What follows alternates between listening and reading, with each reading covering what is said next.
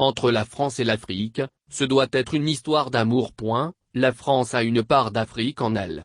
Nos destins sont liés. Emmanuel Macron.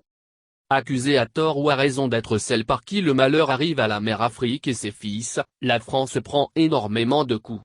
Le sentiment anti-français prend de l'ampleur sur le continent, surtout au sein des anciennes colonies françaises. Au grand désarroi des dirigeants français. Les ressentiments envers la France sont si forts que ce pays a pris la décision de suspendre sa coopération militaire avec la Centrafrique au motif que le gouvernement est incapable de mettre fin aux campagnes massives de désinformation visant des représentants français.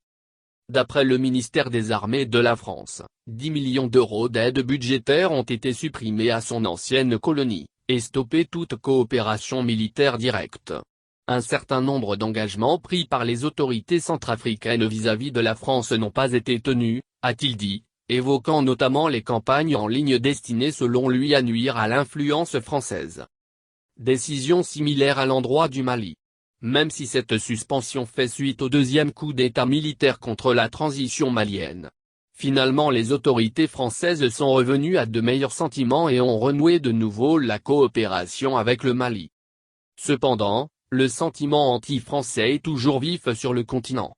C'est le jeune fougueux et leader du parti PASTEF, Ousmane Sonko, opposant farouche à Macky Sall contre un troisième mandat de celui-ci qui mène une offensive fulgurante contre l'ancienne puissance coloniale accusée de soutenir le président sénégalais. Il est temps que la France lève son genou de notre cou. 7 siècles de misère faite de traite humaine, de colonisation et aujourd'hui de néocolonisation, cela suffit. Il est temps que la France nous foute la paix. Il est temps que la France prenne exemple sur ses voisins européens. L'Allemagne, l'Italie ou l'Espagne avaient des colonies avant, mais n'exploitent personne, ne font pas ingérence, n'imposent pas des dirigeants dans leur ancienne colonie, fustige Ousmane Sonko. Au nom de quoi la France croit pouvoir continuer à nous imposer des dirigeants, à faire des choix à notre place? Cela doit cesser.